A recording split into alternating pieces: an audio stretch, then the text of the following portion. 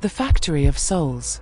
In the heart of an industrial wasteland, an abandoned factory begins to churn back to life, producing eerie, ghostly machines.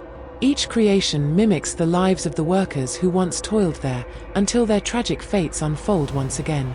As the machines grow more lifelike and terrifying, a group of investigators must uncover the factory's dark history before they too are claimed by its malevolent power. Chapter 1: The Factory Awakens. On the outskirts of a forgotten town, the old Fairbrook manufacturing plant loomed like a monolith, its shattered windows and rusted walls a testament to decades of neglect.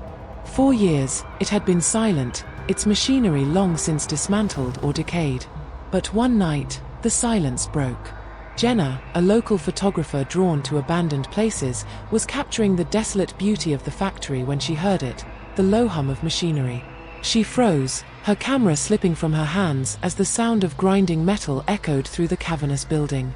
A faint glow emanated from the factory floor, flickering like dying light bulbs. Against her better judgment, she stepped inside, her heart pounding as she followed the sound deeper into the shadows. Chapter 2: Ghostly Machines. Jenna's flashlight illuminated the factory floor, revealing rows of rusted assembly lines. But among the decayed equipment, one machine stood out, gleaming and pristine, as though untouched by time. It sputtered to life, churning out what appeared to be toys. As she approached, Jenna realized they weren't toys but miniature versions of the factory's former workers. Each figure moved with mechanical precision, reenacting tasks long forgotten. She recognized one of the faces. It was Harold, a man who had disappeared years ago under mysterious circumstances. Before she could process what she was seeing, the machine whirred louder.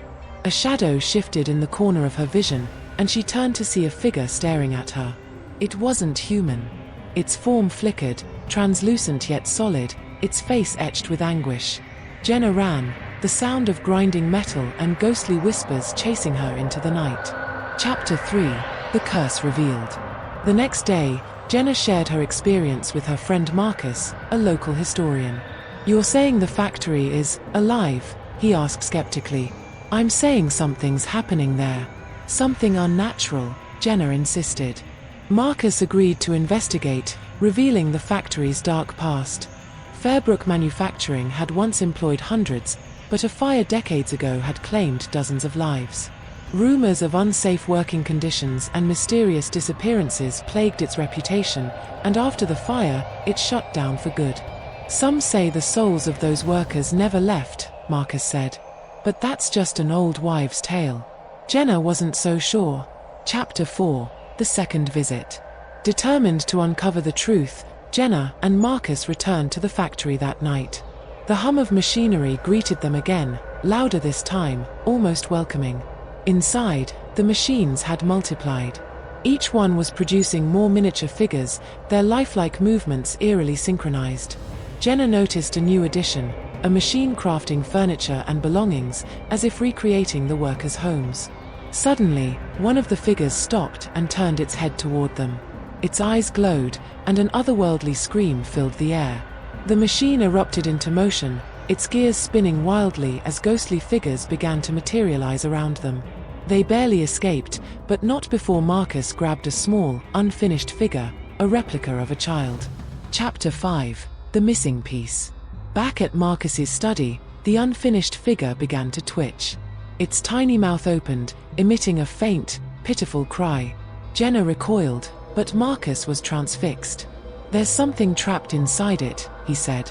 "The machines aren't just mimicking lives, they're capturing them." They pieced together the factory's sinister purpose. The machinery wasn't just producing replicas, it was harvesting the souls of the dead, trapping them in endless cycles of torment. Worse, the factory seemed to be growing stronger, its reach extending beyond the building. Chapter 6: The Lure of the Factory. The next morning, news spread of strange occurrences near the factory. Residents reported hearing grinding metal and seeing flickering lights, even from miles away.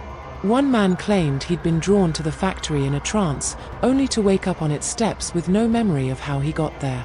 Jenna and Marcus realized they weren't the only ones affected. The factory was calling people to it, like a beacon. If they didn't act fast, it would claim more lives. Chapter 7: the factory's master. Jenna and Marcus returned to the factory one last time, this time armed with tools to destroy the machines. But as they navigated the labyrinthine halls, they encountered a figure unlike any they'd seen before, a massive, spectral man with glowing eyes and mechanical limbs. "I am the foreman," the figure bellowed. "This factory is my creation, and you will not undo my work." The foreman revealed that he had been the factory's owner, driven to madness by greed. In life, he pushed his workers to their deaths. In death, he sought to perfect his factory, feeding it with the souls of the living. Chapter 8: Desperate Measures. As the foreman advanced, the machinery around them came alive. Conveyor belts whirred, gears spun, and ghostly figures surged toward Jenna and Marcus. Using a crowbar, Marcus smashed one of the machines, and the ghostly figures inside dissipated. "It's working," Jenna shouted, but the foreman howled in rage, his form swelling to monstrous proportions. The factory began to collapse around them, the foreman's rage shaking the very walls. Jenna and Marcus fought their way to the factory's core, where a massive, pulsating machine controlled it all. Chapter 9: Breaking the Curse. Jenna realized the unfinished figure Marcus had taken was the key. She placed it into the machine, and the ghostly screams intensified. "No," the foreman roared, his form flickering. "You don't understand. This factory is eternal." The machine began to overload, its gears grinding to a halt. One by one, the ghostly figures vanished, their souls freed. The foreman let out a final, ear-splitting scream before disintegrating. Chapter 10: A Silent End. As dawn broke, the factory was silent once more. Its walls were crumbling, its machinery destroyed. Jenna and Marcus stood outside, watching as the last of the ghostly glow faded. "Do you think it's over?" Jenna asked. "For now," Marcus replied, holding the unfinished figure. Its eyes were closed, finally at peace. The factory's shadow still loomed over the town, but its power was broken. For the first time in decades, the souls of the workers were free. But Jenna couldn't shake the feeling that some part of the factory's dark legacy still lingered, waiting for the right moment to awaken again. The fog that follows. A group of friends embarks on a road trip, only to find themselves pursued by a mysterious, dense fog that seems to have a mind of its own. Within its depths lurk shadows that whisper, stalk, and consume, forcing the group to confront their worst fears and the malevolent force that hunts them. Chapter 1: The Road Less Traveled. The road stretched endlessly, flanked by thick pine forests that seemed to swallow the fading sunlight. Claire glanced at the GPS, which had lost signal an hour ago, leaving the group to navigate by intuition.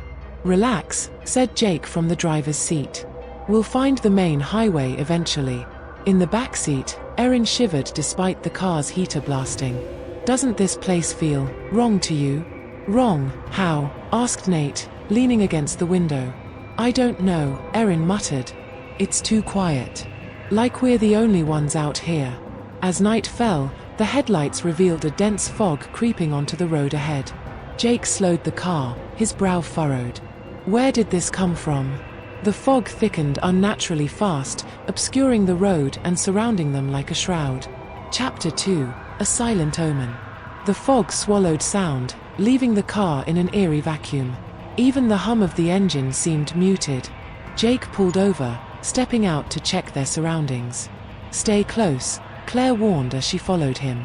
The fog pressed against them like a living thing, damp and cold. Shapes moved in the periphery, vague, shifting shadows that seemed to watch. "Do you see that?" Claire whispered, clutching Jake's arm. "See what?" Jake asked, scanning the swirling mist. From inside the car, Erin screamed. They rushed back to find her staring out the window, trembling. "I saw someone," she gasped. "A face. It was right there." But when they looked, the fog revealed nothing. Chapter 3: The First Encounter. The group decided to push forward, hoping to escape the unnatural fog. But the further they drove, the denser it became, reducing visibility to mere feet. The car's headlights barely pierced the gloom. "I think we're going in circles," Nate said, his voice tight. "No way," Jake replied, gripping the wheel. "We've been going straight this whole time." The GPS flickered back to life briefly, displaying a cryptic message, "Turn back now." Okay, that's creepy, Claire muttered, clutching her phone.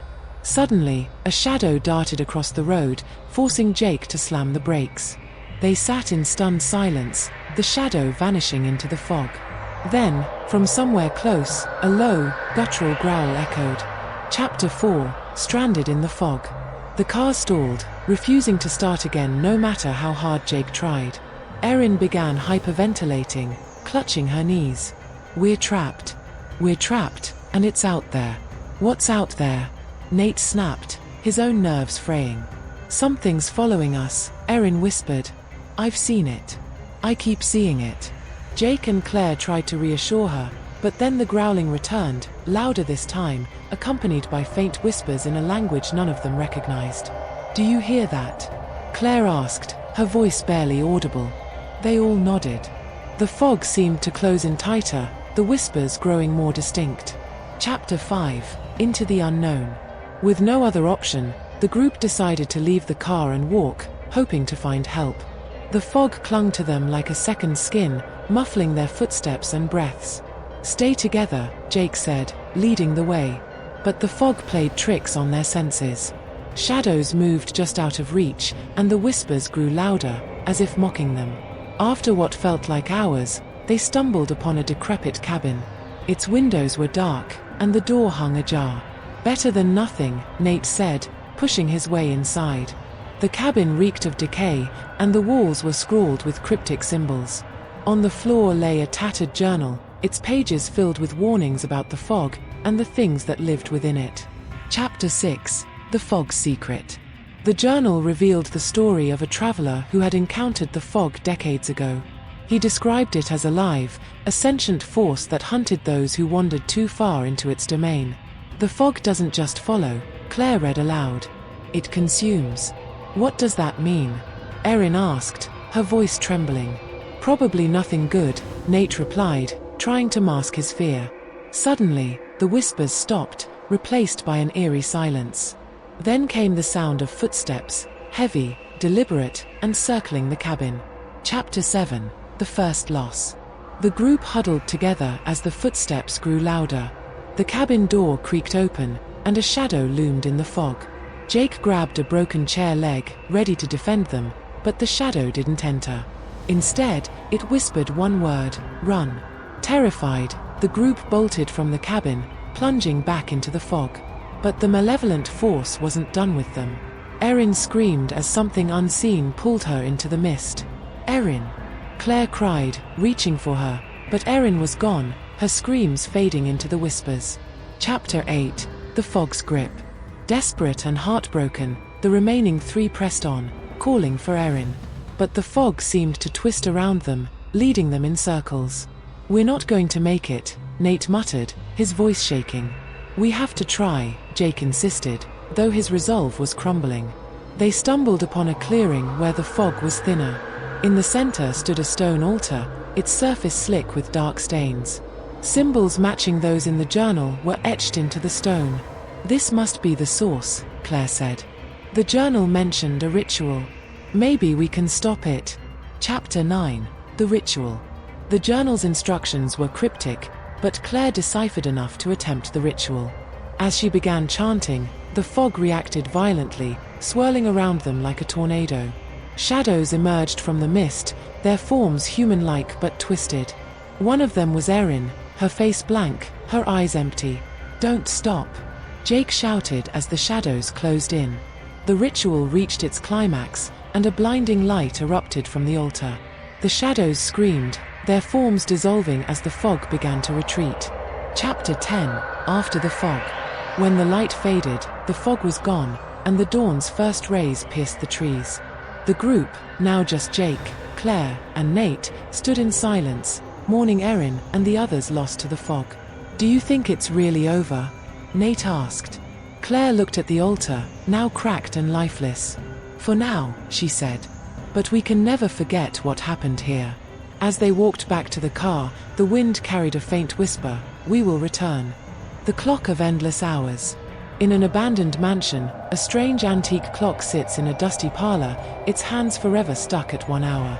Anyone who lingers near it is pulled into a time loop, forced to live the same hour over and over. With each repetition, reality unravels further, revealing grotesque horrors and testing the limits of their sanity. Chapter 1: The Clockmaker's Gift. The mansion stood at the end of a long gravel road, shrouded in mist and neglect. Local legends spoke of its last owner, a clockmaker whose obsession with perfect timekeeping drove him to madness. When Simon inherited the property from a distant relative, he was more curious than apprehensive. With his friends Olivia and Mark in tow, he set out to explore the mansion, unaware of the terror they were walking into. The trio marveled at the faded grandeur of the place. Amidst the cobwebs and peeling wallpaper, Simon's attention was drawn to a tall, ornate clock in the parlor. Its hands pointed to 11 o'clock, and its pendulum swayed gently, though no ticking sound could be heard. "This is creepy," Olivia muttered. "Why is it moving if it's broken?" Simon shrugged. "Old clocks are temperamental. Maybe it's winding down." Mark smirked. "Or maybe it's haunted."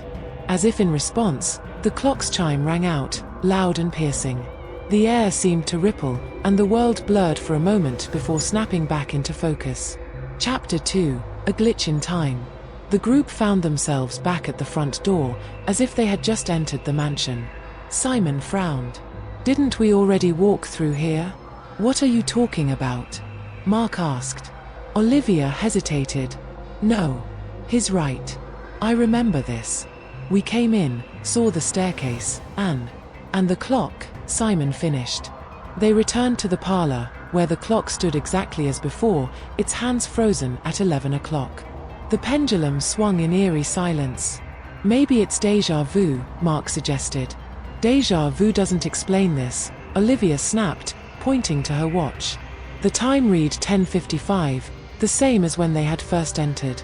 The clock chimed again, and once more, the world seemed to lurch. This time, Olivia screamed as shadows rippled along the walls, shapes that didn't belong. Chapter 3: The Loop Begins. Simon grabbed Olivia's hand. "We need to leave." They rushed for the door, but when they opened it, they were back in the parlor. The clock loomed before them, its pendulum swinging with mocking regularity. "This isn't happening," Mark muttered, pacing. "We can't be trapped in here." The clock chimed again, and the room darkened. The air grew thick, and the shadows took on a life of their own, writhing and reaching.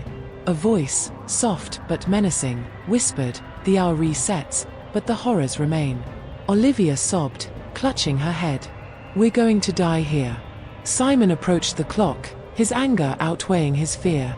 "What do you want from us?" he shouted. The clock's face glowed faintly, and for a brief moment, he saw his own reflection in its glass, distorted and screaming. Chapter 4: The First Sacrifice. As the next loop began, Mark took charge. "We need to destroy it," he said. "That clock is the source of all this." They searched the mansion for tools, eventually finding a rusted axe in the basement.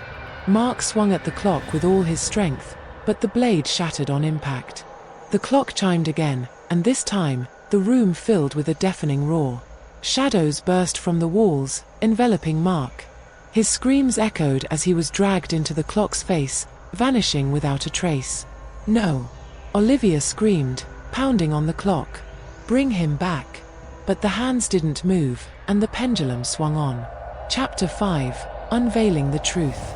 Simon and Olivia retreated to the library, desperate for answers. Among the dusty books, they found a journal belonging to the clockmaker. "The Clock of Endless Hours," Simon read aloud. "A masterpiece of time manipulation. But it is cursed.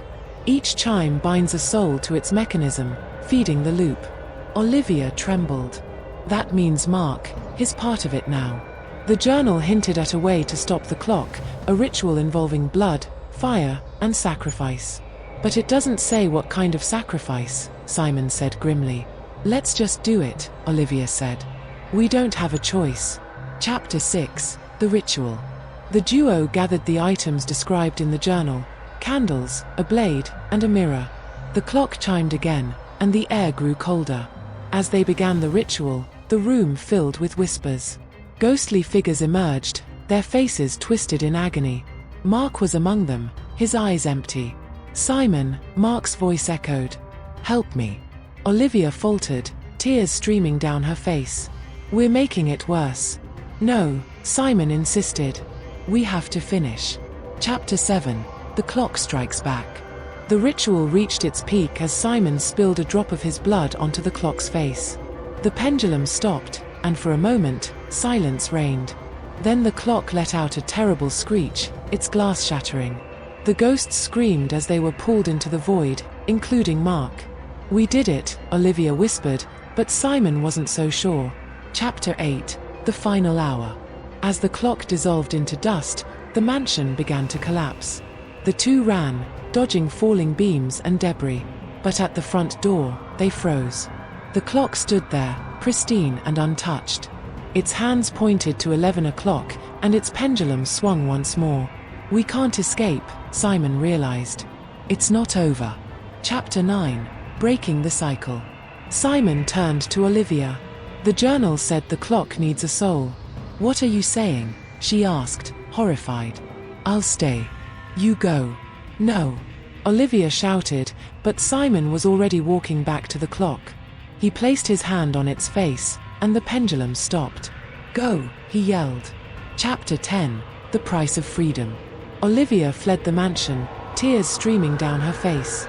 Behind her, the clock's chime rang out one final time before the mansion crumbled into the earth. Weeks later, Olivia stood in an antique shop, her eyes drawn to an ornate clock in the corner. Its hands pointed to 11 o'clock, and its pendulum swayed silently. And in its glass, she saw Simon's reflection, screaming. The Bridge of Hands. Spanning a cursed river, an ancient bridge holds a dark secret.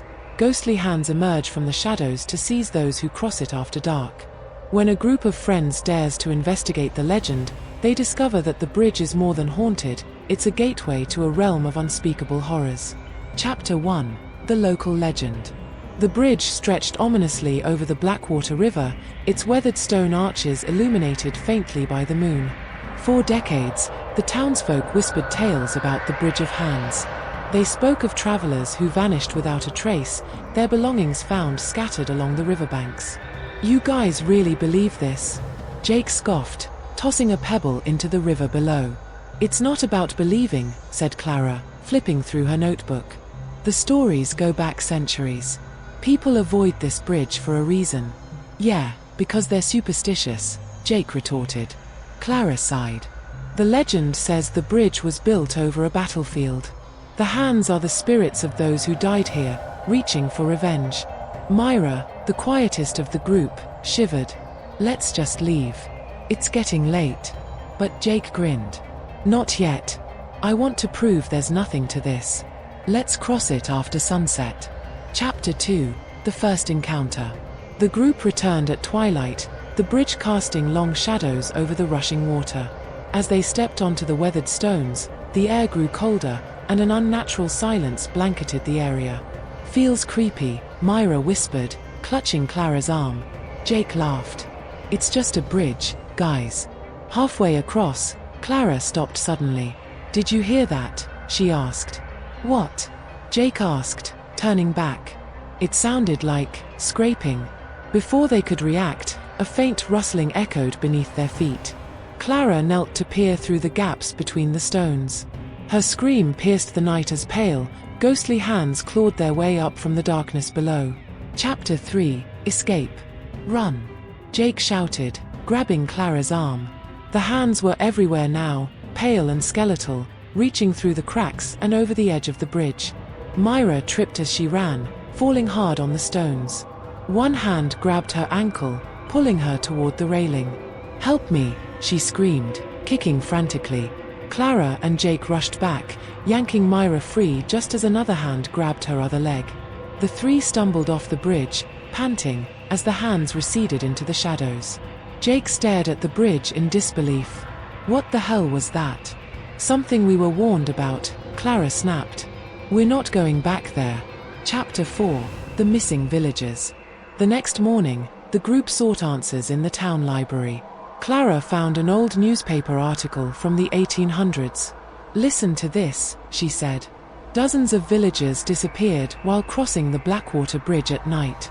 Witnesses claim to see hands pulling them into the river. Jake leaned over her shoulder. That doesn't explain why it's happening. Myra found another document, handwritten and aged. It says here the bridge was built by prisoners of war, and they cursed it before they died. They swore no one would cross in peace. They weren't lying, Clara muttered. Chapter 5. The Failed Plan. Jake refused to leave the mystery unsolved. If it's a curse, there has to be a way to break it. They returned to the bridge armed with flashlights and a bag of salt, convinced it would ward off the spirits.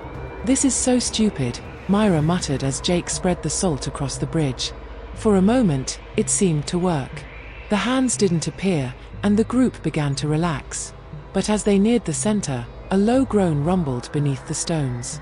Without warning, a massive hand, larger than the others, smashed through the bridge, scattering the salt and sending the group scrambling. "We need to leave," Clara shouted. Chapter 6. Trapped. The group raced back toward the edge of the bridge, but no matter how far they ran, they never reached the end. "We're stuck," Myra cried, spinning around in terror. Jake shone his flashlight into the darkness. "There has to be a way out."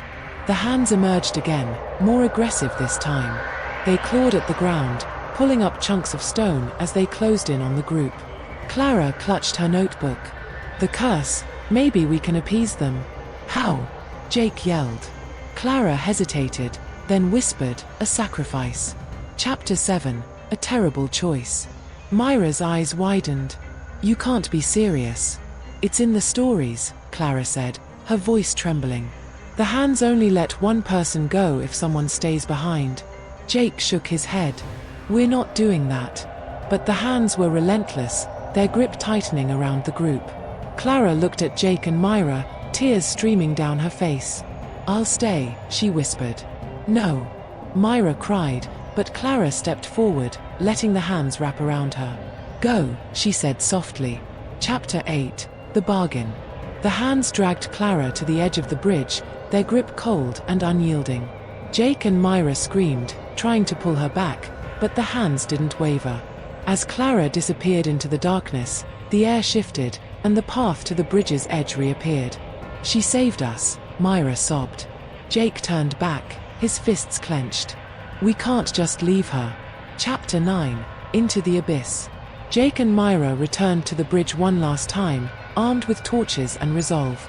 They refused to abandon Clara, even if it meant facing the curse head-on. The hands greeted them immediately, but this time, they were prepared.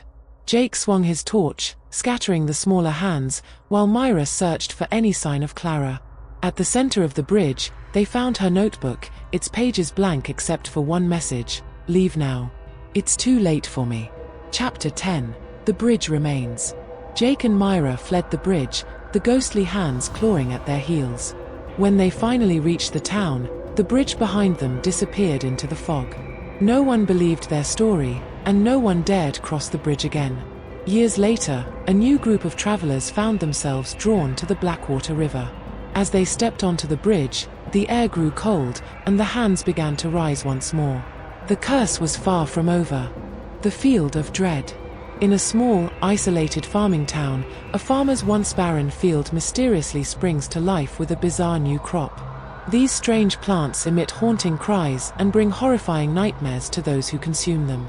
As the town succumbs to madness, the farmer must uncover the truth behind the cursed field before it consumes everyone. Chapter 1. The Blighted Harvest. The wind howled across the barren field as Thomas Mercer stood in the middle of his property, staring at the cracked soil. It had been years since anything grew here. The drought, coupled with strange diseases in the soil, had rendered the land useless. But then, overnight, the impossible happened. Small green shoots began sprouting in the middle of the field. Thomas couldn't explain it. No rain had fallen, and he hadn't planted anything in months. Still, he found himself cautiously optimistic.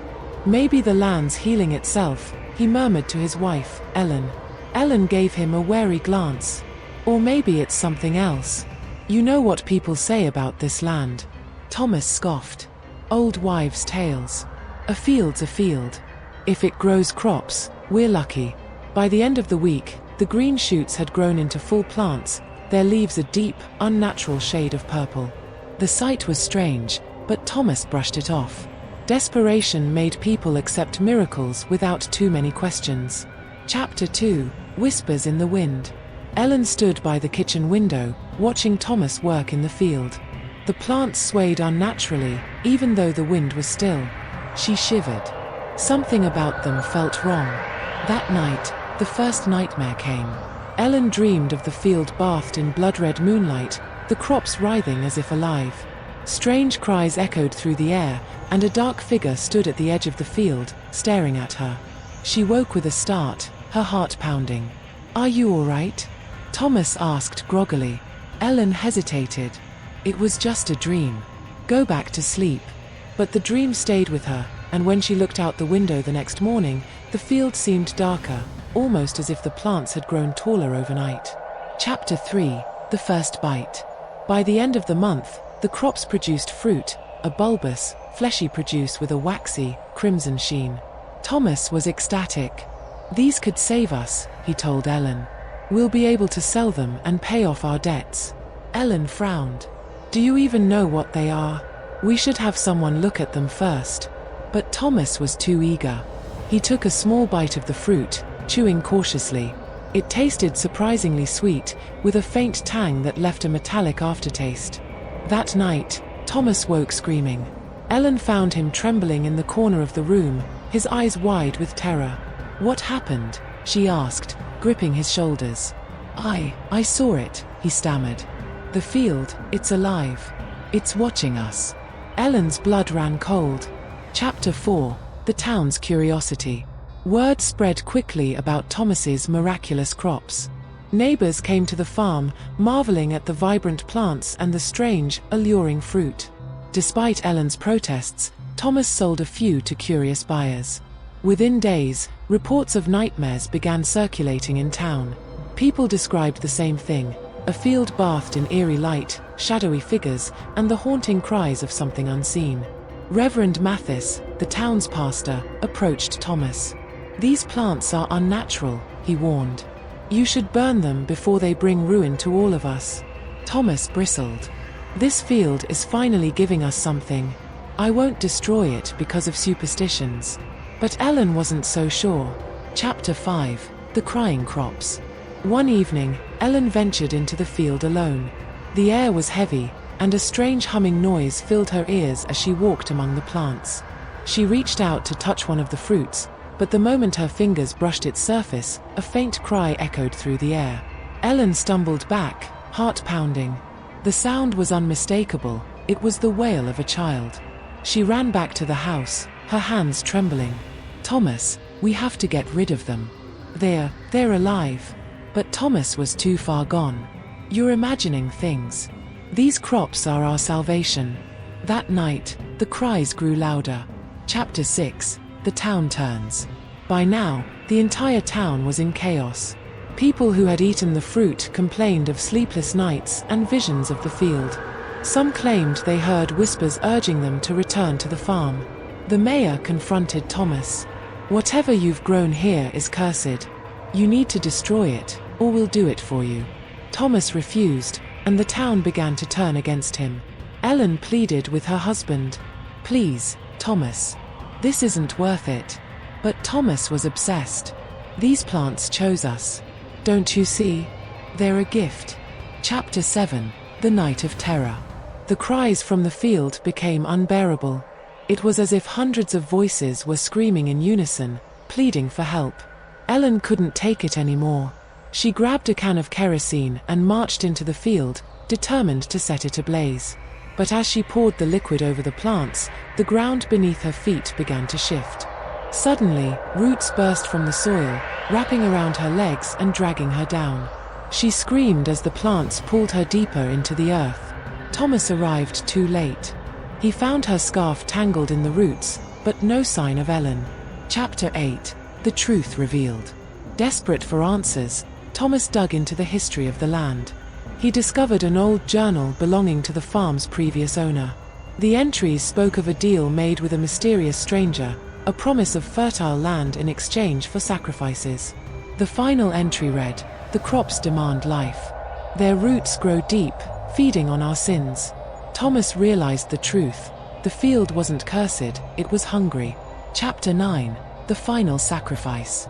Determined to save the town, Thomas gathered the remaining fruit and set them ablaze.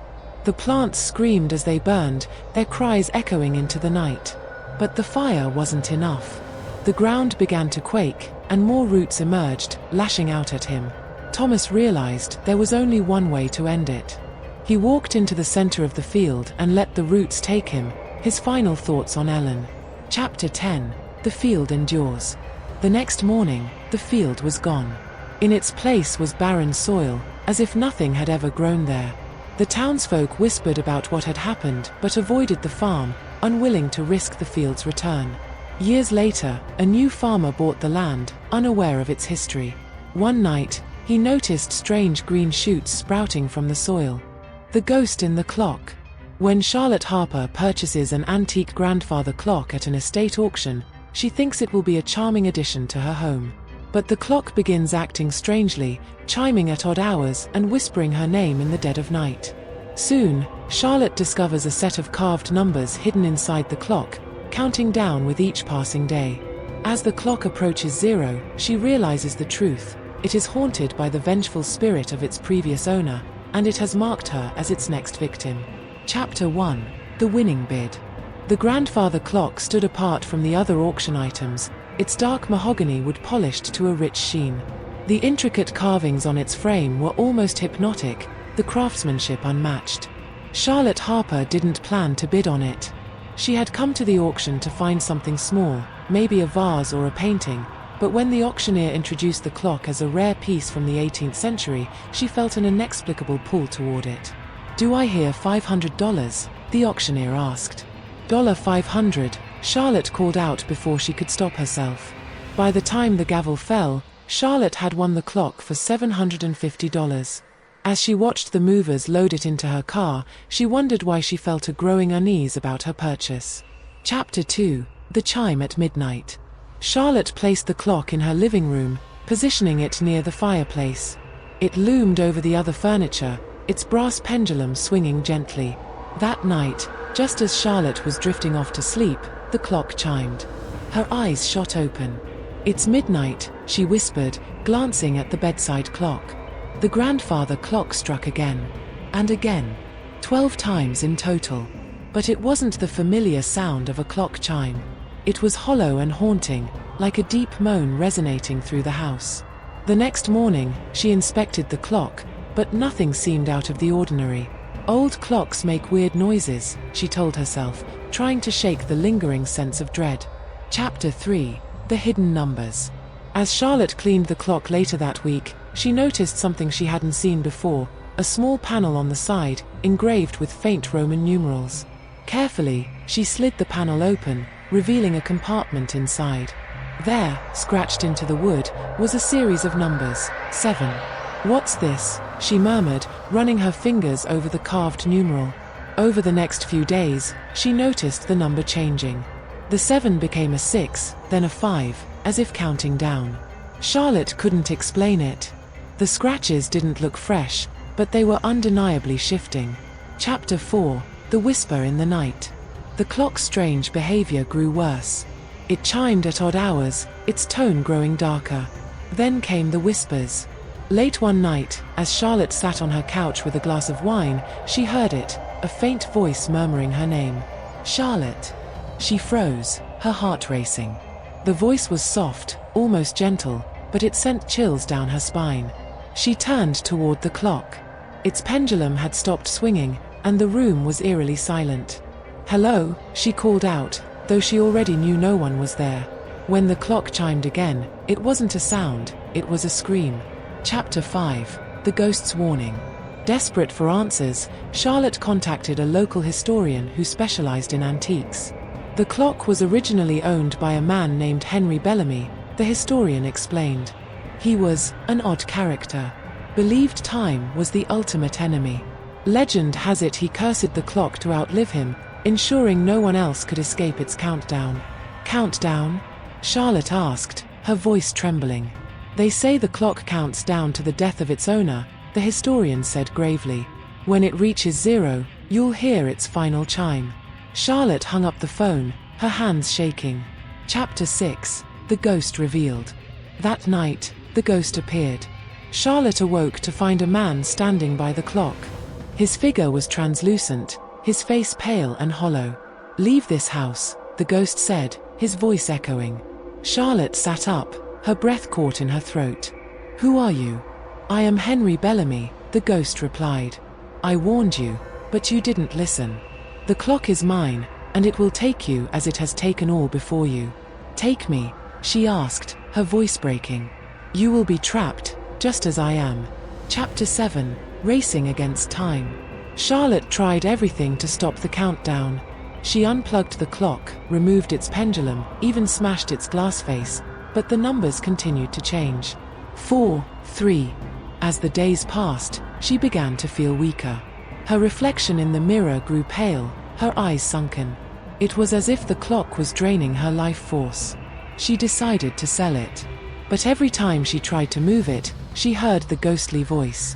"You cannot escape your time." Chapter 8. The Final Hours. On the last day, the number on the clock read 1. Charlotte sat in her living room, staring at the cursed object. "If you're going to take me," she said, her voice steady, "at least tell me why." The ghost appeared again, his face twisted with sorrow. "Because time is cruel," he said. "And this clock ensures no one outruns it." As the clock struck midnight, Charlotte felt a cold hand on her shoulder. The final chime echoed through the house, and everything went black. Chapter 9. The New Owner. The next morning, the grandfather clock was gone. Weeks later, it reappeared at another auction. A young couple purchased it, drawn to its unique design. "This will look perfect in our home," the woman said as the clock was loaded into their truck. The ghost watched from a distance, a grim smile on his face. Chapter 10. The Endless Countdown. The cycle began again. The clock resumed its countdown, each chime heralding the approach of its next victim's fate. And far away, in a small house, the faint sound of ghostly whispers echoed through the night.